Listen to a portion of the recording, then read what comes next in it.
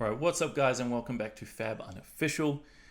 In this video we're going to be talking about Monarch draft and more specifically drafting the man up on the screen, Boltyn himself. So for me, drafting Monarch is revisiting an old format. I do live in New Zealand, so I was lucky enough to draft a Monarch when it first released, but I do want to say that I've done a bunch of drafts recently and it has felt like a completely fresh new draft format, and I've really been enjoying it. I think there's been a lot of, I guess you could say, like theory advancement with Flesh and Blood in terms of how we evaluate cards and how we approach the limited format, as well as all the experiences we had with these heroes in CC. It felt like I definitely left some stones unturned and some doors unopened previously, so it's been really cool to revisit it, and I'm actually super stoked to get the opportunity to draft it for the national season and just see people drafting Monarch at a high level. So yeah, let's jump in. I wanted to talk about Boltyn. It's going to be a super quick video today because I don't want to deep dive too much in all the different play patterns because it is draft.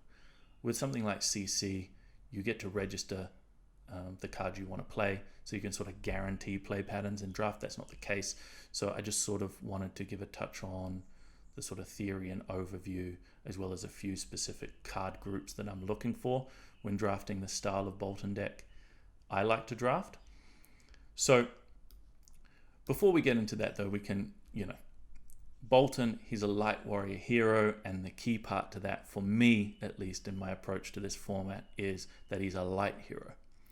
So part of the reason why I like to draft Boltyn, if I get an opportunity to, and I think why I've seen a bit of success drafting him in some of our local drafts, is that the shadow heroes are tied to this idea of blood debt, right? It's a key part of the shadow talent, and it is a downside. With great power comes great responsibility, if you would. But with both of the heroes, Chain in particular, it's pretty easy to fatigue them out if you can draft the right deck. Chain from the get-go is putting soul shackles onto the field and running himself out of cards. So if there's multiple Chain decks at the table, it can be really hard for them to piece together sort of high levels of arcane damage or true ways to go really wide.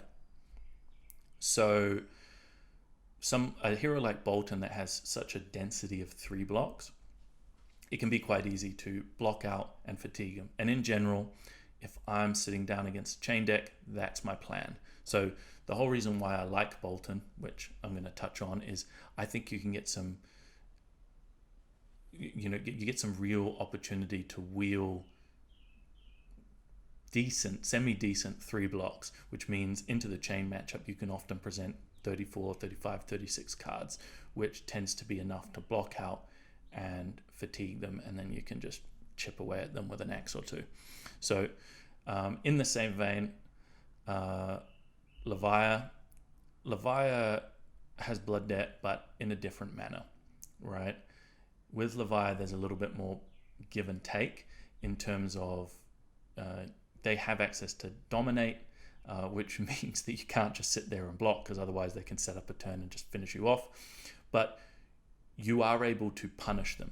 They do have to banish a 6 in order to not die to the blood debt that they've been stacking up throughout the game. So I kind of like to approach that by giving them a little space in the early game, have them build up a few blood debt, block out efficiently where possible, and then start sort of try and have a pivot turn and apply pressure late, which means stripping cards out of the hand and really limiting their opportunities to turn off that blood debt and get value there. So that's the reason why I like Boltyn, is that I think you have a lot of game into both the shadow heroes. And with Prism, which we can talk about, I'll bring it up, the first lot of cards, you can see 4 generic common cards, attack actions up on the screen, 3 of which are 6 blocks. So this is how I often like to start the draft. You're not guaranteed to get Boltyn, but I'll always start the draft off trying to be as open as possible, leaning towards light if you get some card options there. But both Pound for Pound, Rally the Rearguard, and Stony Wooden Hog Red are premium. They're great on offense and on rate, but in the Prism matchup, they also pop Phantasm, which you already have game into the Shadow Heroes. So if you can stack your deck full of decent 6 powers and you can turn off the value that Heralds can potentially represent, then you're in a good space. So the only non-6 power up on the screen is Surging Militia, which I'll talk about a little bit more. This card is amazing in Boltyn. So it costs 2, which plays into a bunch of different pumps, which I'll bring up later, but they often go around quite late. So you can often present, 3 cards for 8 with a pump, threaten to go wider if you have another card. But late in the game, if they're on 3, 4, 5 life, you throw a Surging Militia their way, it makes things super, super awkward to block. And it's also a card that if they're not willing to just take 5 to the face, 1 block from a card in hand means that your Boltyn ability is turned on and you're going to be able to give it go again. So really, really strong. At the beginning of the draft, I want to stay open, and these cards are all block for 2, but you're going to get a lot of value against Prism players with the 6 blocks, and on offense you can often take more than 1 card value from your opponent, so it plays into the fatigue strategy. So super, super key. Early, stay open, take these cards where you can. They are going to be premium and they're going to go a long, long way to you winning games. Now, I'll bring 3 more cards up on the screen. These, of early, you're staying open, but these 3 cards are really key to any Boltyn deck. So Via the Vanguard, Take Flight, and Gallantry Gold. Obviously, Gallantry Gold's an equipment, but between Take Flight and Via, I'm going to take as many of them as I can. And for me, Via the Vanguard is an absolute bomb. It's a rare, so you're going to see it less frequently, and you may have decks that you just don't have Via the Vanguard in it. But with this card, you get to represent 14 damage off 4 cards, and that doesn't include any of the potential pumps from Boltyn. So just pitching a blue, play V, charge 2 light cards, and then follow it up with weapon, using your Boltyn ability to give all of the attacks go again. Is 14 damage, potentially 17, up to 17 if they're going to block.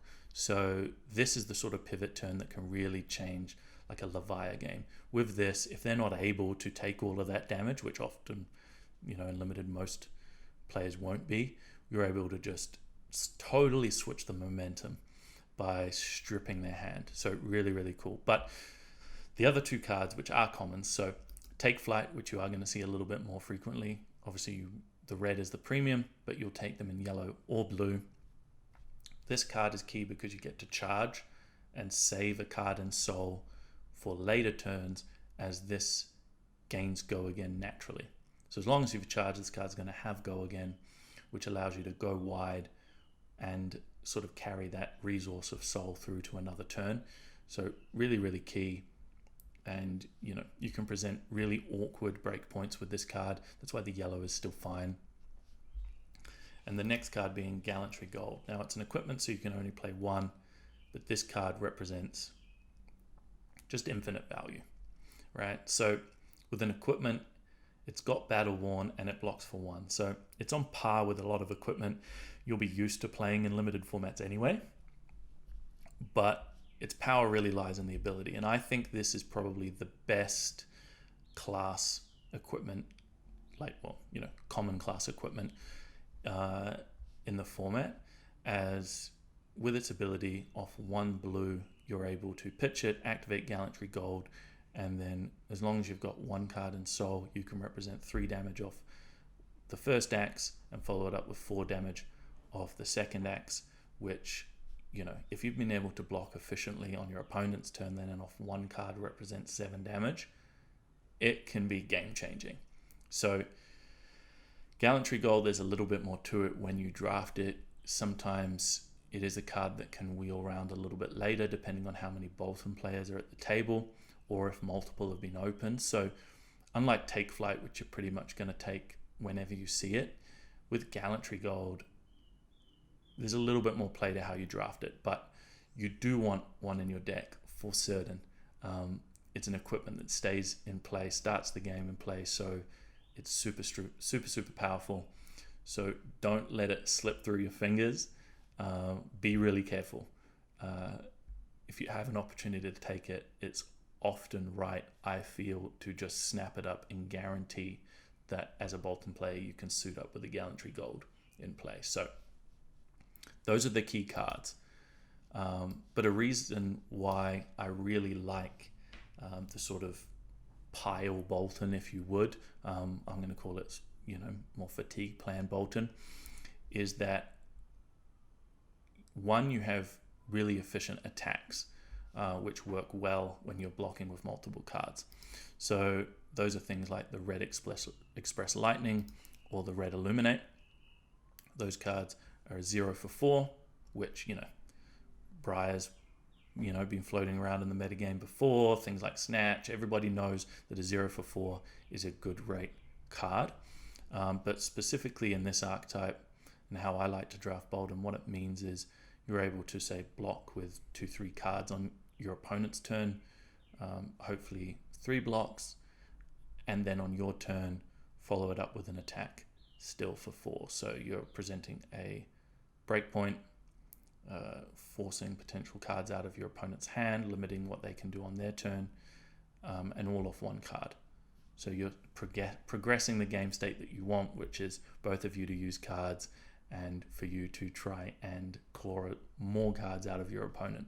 But the real bread and butter, and it's not going to seem key, but is things like yellow Bolt of Courage and yellow Cross the Line. These cards kind of feel average, right? But they're the sort of fluff that's going to allow you to get to 34, 35, 36 cards in those shadow matchups that are still fine. Your goal is to block with them. So the main stats for these cards is that they block 3 and they're a light card.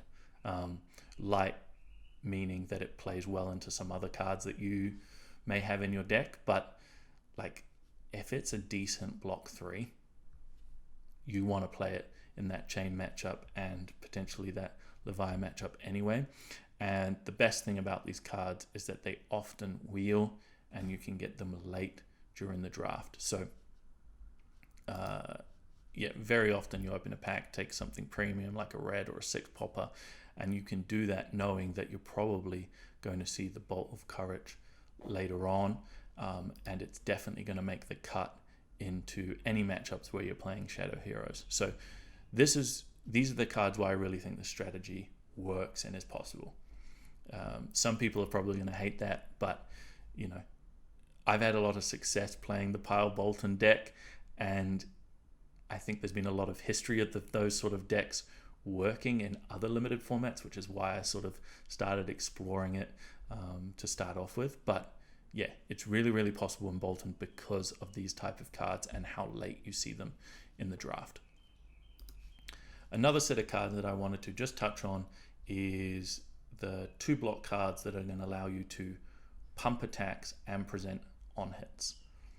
All right, so the 2 key ones are Seek Enlightenment and Warmonger's Recital. These are both 1-cost non-attacks that are going to pump your next attack for 3 and present some sort of on-hit, right?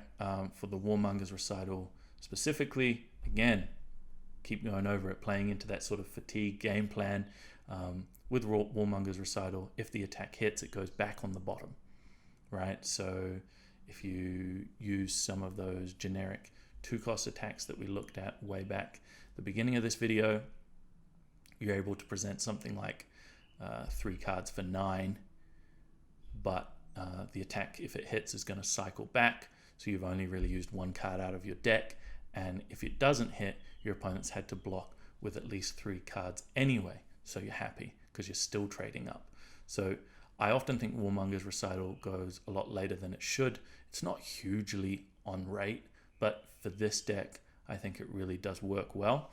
And the Seek Enlightenment doesn't play into the fatigue game plan, but it acts in my experience, more as a 1-for-4, which is fine, and it buffs attacks on your own terms, which means turns on your Boltyn's ability to give the attacks go again. So Seek Enlightenment is just another +3, but this time, rather than going on the bottom, if the attack hits, it goes into your soul, which in general is worth about 1 point of value on a future turn.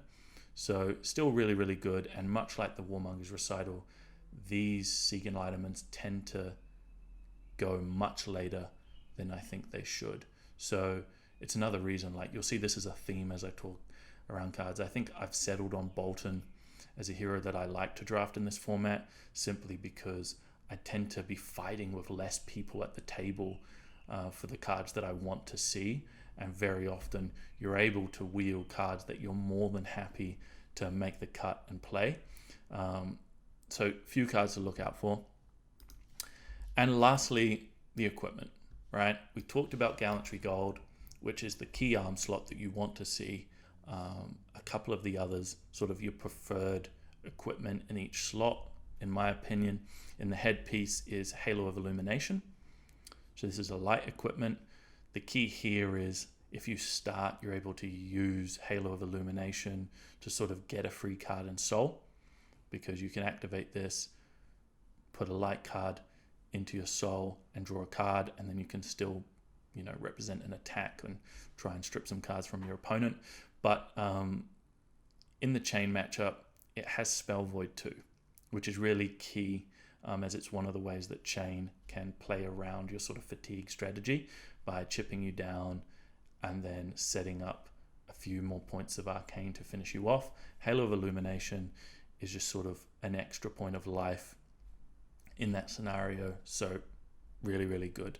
And then you have both of the Ironhide equipment filling out the other two slots.